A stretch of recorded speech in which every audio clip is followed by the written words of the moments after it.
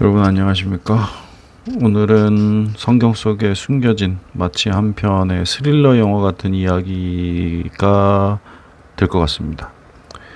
사도 바울이 고향 다소에서 약 7년이라는 시간 동안 은둔해서 지내고 있었는데요.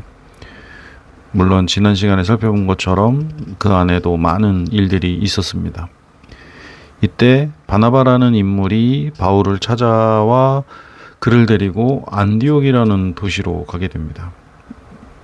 안디옥이라는 도시로 데리고 가는 거죠. 당시 안디옥 교회의 지도자였던 바나바가 오늘로 치면 담임 목사님 느낌이죠. 담임 목사가 바울을 이제 부목사 역할로 데려온 것이다. 이렇게 보면은 딱 맞을 것 같습니다. 성경을 보면 이 두 사람이 안디옥에서 함께 사역한 기간이 딱 1년 정도였다고 기록되어 있습니다. 그런데 여러분 놀랍게도 이 1년이라는 짧은 시간 동안 그야말로 스펙타클한 엄청난 사건들이 연속해서 터지게 됩니다. 첫 번째 사건은 어떻게 보면 그 사역의 열매라고 할 수 있는데요. 크리스천, 즉 그리스도인이라는 이름이 세상에 처음 등장했다는 것입니다. 그 전까지 예수 믿는 사람들을 부르는 특별한 명칭이 없었습니다. 하지만 안디옥에서 바나바와 바울이 사역했던 이 1년 동안 안디옥 사람들이 믿는 사람들을 향해 저 사람들은 그리스도인이다 라고 부르기 시작한 겁니다. 누군가에게 특정 이름이나 별명이 붙는다는 건 그 집단의 색깔이 아주 강하고 주변에 엄청난 영향을 미쳤다는 뜻이겠죠. 안디옥 교회가 얼마나 역동적이었는지 알 수 있는 대목입니다. 그런데 진짜 영화 같은 사건은 그 다음에 일어나는데요. 당시 예루살렘에 큰 기근이 들어서 성도들이 경제적으로 엄청난 어려움을 겪게 되었다고 합니다. 다행히 이 안디옥 교회는 재정적으로 조금 여유가 있었어요. 그래서 바나바와 바울은 모금한 구제금을 들고 예루살렘으로 가게 됩니다. 그런데 이들이 예루살렘에 도착했을 때 도시 전체가 피바람이 불 정도로 엄청난 기독교 박해가 일어났습니다. 헤롯 아그리빠라고 하는 왕이 기독교인들을 본격적으로 핍박하기 시작한 건데요. 예루살렘에 들어온 바나바와 바울이 제일 먼저 할 일은 뭐였을까요? 당연히 예루살렘 교회의 지도자들을 만나서 그 성금도 전달하고 또 그 예전에 만났던 기억이 있잖아요. 7년 전에 8년 전 가까이 되겠네요. 그러면 바울은 아무래도 그런 사도들을 만나고 싶어 했겠죠. 당시에 예루살렘 교회는 누군가 한 명이 독점적인 리더라기보다는 베드로와 여러 사도들이 함께 공동체를 꾸려나가는 모습이었다고 합니다. 어쨌든 하지만 그 현장 상황은 긴박함 그 자체였는데요. 사람들의 동선이 계속 엇갈린 거예요. 그러니까 바나바와 바울이 예루살렘에 갔지만 박해가 막 일어나는 그 순간이 찾아왔고, 그래서 사도들을 만나고 싶었지만 사도들을 만나지 못했다는 것이죠. 바나바와 바울이 사도들을 찾아서 헤매는데 그 와중에 또 안타깝게도 사도 야고보가 순교를 당합니다. 여기서 말하는 야고보는 우리가 잘 아는 예수님의 그 3대 제자 베드로와 야고보와 요한, 그 중간에 야고보, 그 야고보입니다. 이 사도 야고보가 순교를 당합니다. 여기서 우리가 꼭 기억해야 할 인물이 있는데, 이때 순교한 야고보는 훗날 교회 수장이 되는 예수님의 동생 야고보가 아니라 예수님의 12제자 중 한 명이자 베드로와 요한과 함께 초대교회 세 귀둥이라 불렸던 세베대의 아들 야고보였습니다. 예수님의 수제자급이었던 이 사도 야고보가 사도들 중 가장 먼저 순교의 피를 흘린 것이죠. 이 부분이 많이 헷갈리기도 하는데요. 어떤 사람은 예수님의 동생 야고보가 더 먼저 순교했다고 말하는 사람도 있지만, 또 한편에서는 예수님의 제자였던 사도 야고보가 첫 번째 첫 번째 순교자는 아니죠. 왜냐하면 그 전에 이미 7, 8년 전에 10년 전이죠. 스데반이 사도 바울에 의해서 순교한 게 거의 10년 가까이 됩니다. 그죠? 왜 아라비아 사막에서 뭐 1년 보내고 또 다소에서 또 7년 보내고 또 안디옥에서 1년 보내고 왔으니까 근 10년 전 일이네요. 그러니까 그 이후에도 계속 순교가 일어났겠죠. 어쨌든 지금 이 역사적 순간에 순교했던 사람은 바로 사도 야고보다.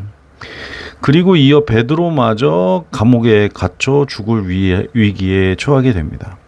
사도행전에 그 이야기가 쭉 나오죠. 이 와중에 베드로가 감옥에서 막 죽을 지경에 있을 때 바나바와 바울은 이제 주변을 돌아다니면서 사도들을 수소문하겠죠. 왜냐하면 이 성금을 전해야 되는데 사도들을 못 만나니까.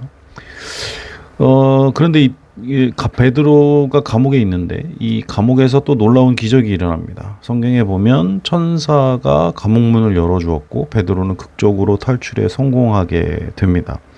감옥을 나온 베드로가 밤중에 숨기 위해 찾아간 곳이 어디였을까요? 바로 마리아라는 여인의 집이었는데 이 마리아는 바나바의 여동생이었을 것으로 추정됩니다. 바나바의 이제 여동생 집으로 베드로가 가게 되죠. 이 베드로는 이 마리아의 집에 잠시 머물렀다가 숨을 돌린 뒤에 또 추적을 피해 예루살렘을 떠나 다른 곳으로 도망을 가게 됩니다. 이렇게 베드로마저 피신을 가면서 예루살렘을 비우게 되자 예루살렘에 남아있던 예수님의 동생 이제 야고보가 자연스럽게 나중에는 예루살렘의 교회 행정이나 뭐 이런 것들을 전담하는 그런 수장이 되는 것이죠. 한편 이제 바나바와 바울 역시 소식을 듣고 급히 여동생 마리아의 집으로 찾아왔는데, 그러니까 바나바는 되게 오래간만에 자기 여동생을 이제 본 거일 수도 있고, 어쨌든 바나바가 여동생 마리아의 집으로 와서 여기 베드로가 왔었다면서 반갑다 뭐 이렇게 인사했겠죠. 근데 이미 베드로는 떠난 뒤라서 서로 얼굴을 맞대지 못하고 길이 엇갈려 버립니다. 같은 예루살렘 그 공간 안에서 사도 야고보는 순교를 당하고 베드로는 도망다니고 또 바울과 바나바는 그 안에서 이제 이 사도들을 만나려고 돌아다니고 이렇게 서로 엇갈리는 마치 영화 같은 그런 장면들이 연출이 되게 되는 것이죠. 바나바의 여동생 집에 바울과 바나바가 도착을 했는데, 마리아의 집에 이미 이제 베드로는 여기 있다가 떠나게 됐죠.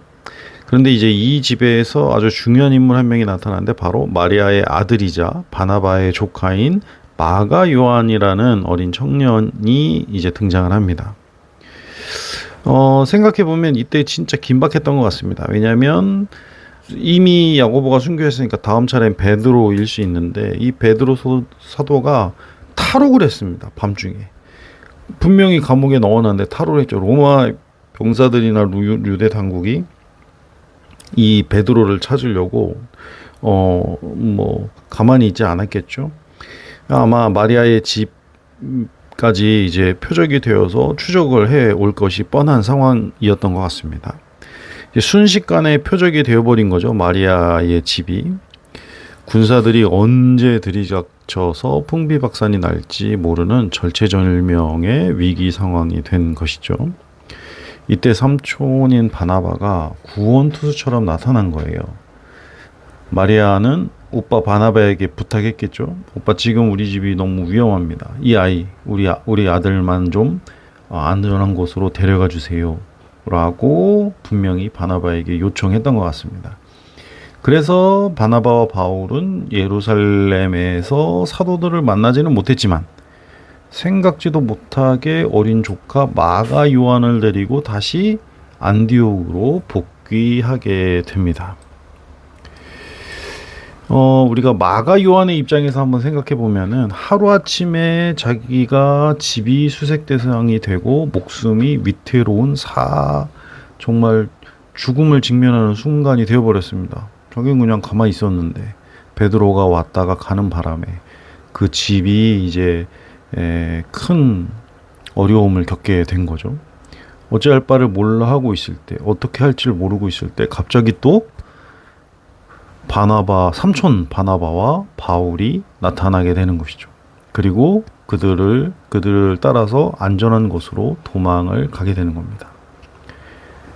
여러분이 잘 알다시피 이 마가 요한은 이후에 바나바 바울과 함께 선교 여행을 다니면서 훈련을 받고 훗날 마가복음을 기록한 위대한 인물로 쓰임받게 됩니다.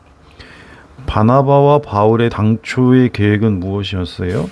그저 기근으로 힘든 예루살렘에 구제금을 전달하고 사도들을 만나 교제하는 것, 그것이 계획이었죠. 그런데 막상 가보니까 전혀 다른 일이 일어났습니다. 박해를 겪고 있던 마가 요한을 데리고 돌아오게 된 것이죠. 하나님은 인간의 계획을 참 뛰어넘는다라고 하는 중요한 교훈을 또 한번 얻게 됩니다. 우리가 아무리 머리를 맞대고 완벽한 계획을 세우고 준비를 해도 하나님께서 역사의 수레바퀴를 굴리며 휘몰아치실 때는 우리의 모든 계산이 무색해지곤 합니다. 서로 다른 삶의 조각들, 엇갈리는 동선, 예측할 수 없는 위기의 상황 속에서도 하나님은 그 조각들을 하나하나 맞춰 가시며 결국 그분의 목적을 완벽하게 이루어 가신다는 거죠. 오늘 하루를 살아가는 우리도 마찬가지 아닐까요? 내 뜻대로, 내 계획대로 일이 풀리지 않는다고 해서 낙심할 필요 없을 것 같습니다. 하나님이 우리가 잘 알지 못하는 방식으로 수많은 사람들의 삶과 상황을 연결하시며 가장 선한 일을 준비하고 계실 것이라 믿습니다. 그 위대하신 하나님의 인도하심을 신뢰하며 오늘 주어진 각자의 자리에서 담대하게 살아가는 저와 여러분이 되시기를 바랍니다. 감사합니다.